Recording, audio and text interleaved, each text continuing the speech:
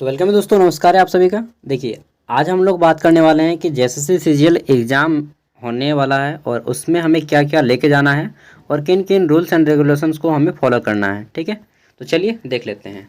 सबसे पहले ये रहा आपका एडमिट कार्ड। ये जो एडमिट कार्ड है अभी तक आप लोगों ने डाउनलोड कर लिया होगा और जिनका 4 तारीख को है उनका 28 तारीख को डाउनलोड हो जाएगा। ठीक है, 28 तारीख शाम को डाउनलोड होना शुरू हो जाएगा, लेकिन 29 तारीख से अच्छे से खुल पाएगा।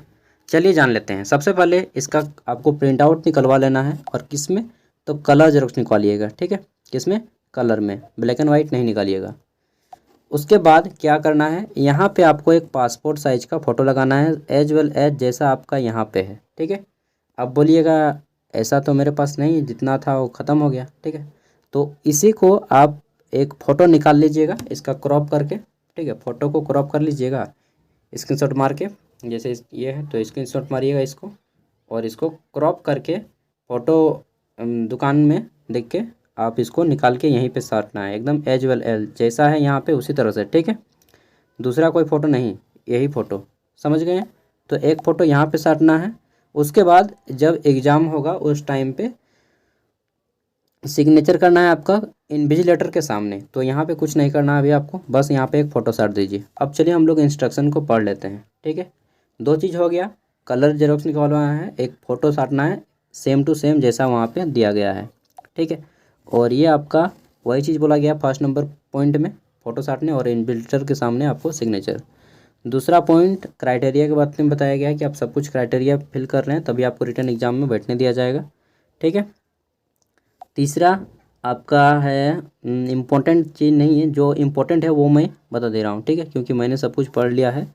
उसके बाद ये 4 नंबर पॉइंट इम्पोर्टेंट है। ठीक है, और यहाँ पे बोला गया है कि आपको 2 गो ब्लैक बॉल पेंट लेके जाना है। ठीक है, तो आपको 2 गो काला स्याही का पेन के लेके जाना है। जेल नहीं होना चाहिए, बॉल पेन होना चाहिए। ठीक है, जो जनरली हम लोग लिखते हैं साइनो का ले लीजिएगा, चाहे जो भी है, सेलो का 5 रुपये वाला। ठीक है, ब्लैक पेन ही लेके जाना है, एटलीस्ट 2 आपको कम से कम लेके ही जाना है और पहले आप लोग उसको कम से कम लिख लें, अच्छा से चल पाए। ठीक है, तो 2 को पेन ले जाना है।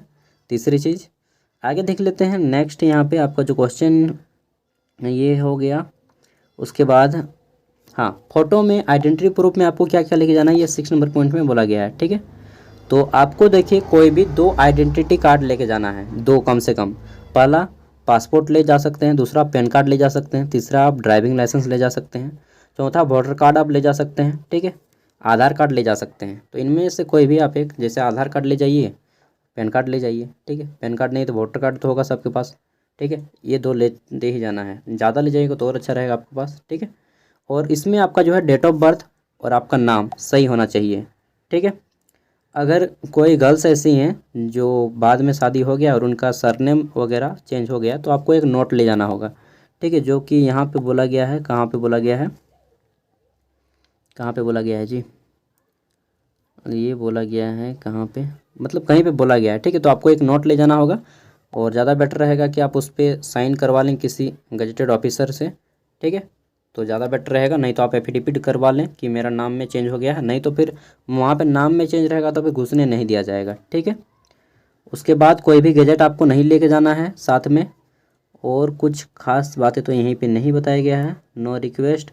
हाँ, एक चीज़ बोला गया है कि आप एग्ज़ाम के ड्यूरेशन में एग्ज़ाम छोड़ के नहीं बाहर आ सकते हैं। जैसे एक बार बैठ गए तो आपको एग्ज़ाम के अंदर जब तक से 2 घंटा कंप्लीट नहीं होता तब तक से आपको बाहर नहीं निकलने दिया जाएगा। ठीक है, ये चीज़ ध्यान में रखिएगा। उसके बाद आपका अगर कुछ भी करते हैं तो आपको जो पेनल्टी दी जाएगी, ठीक है, वो 2023 के अकॉर्डिंग दी जाएगी, जिसमें 4 साल जेल, 5 लाख रुपये जुर्माना, बहुत सारा है यार। ठीक है, तो उसके अकॉर्डिंग आपको दिया जाएगा। फिर बोला गया कि candidate are advise to keep their admit card safely, और वो तो सब ठीक ही है।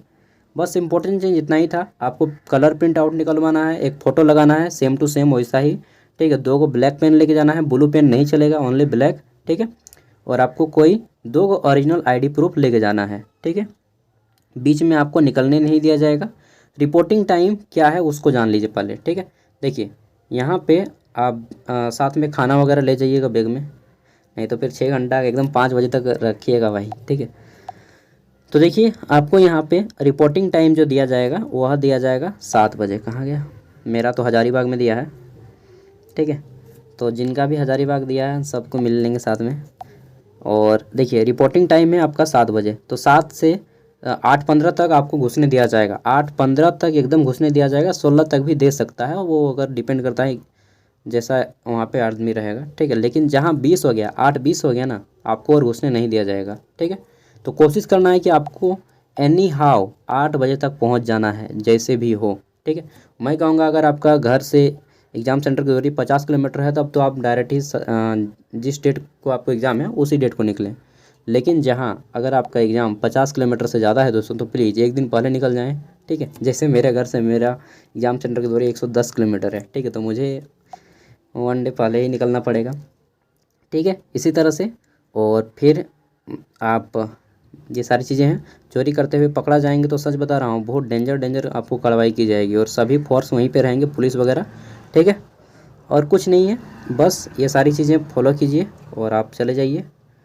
बाकी जो भी लोग तैयारी किए अच्छे से 6 महीना 7 महीना, ठीक है, जैसे जिनका तैयारी है ऑल द बेस्ट। और क्या बोल रहे हैं, बस कोशिश कीजिएगा कि आप जितना हो सके नेगेटिव कम कीजिएगा, ठीक है, क्योंकि आपका 1/3 नेगेटिव है, मतलब कि आप 0.33 मार्क्स का आपका नेगेटिव जाएगा। 3 क्वेश्चन गलत कीजिएगा तो एक सही उत्तर काट लिया जाएगा, ठीक है। बाकी पेपर 1 आप सभी को मालूम ही है क्वालिफाइंग है। पेपर 2 जो है वहाँ पे जितने भी लोग जैसा आप क्वेश्चन आ रहा है उसके अकॉर्डिंग, और एवरेज अगर क्वेश्चन रहा तो 90+ अगर आप कर रहे हैं तो बहुत अच्छा है पेपर 2 में, ठीक है।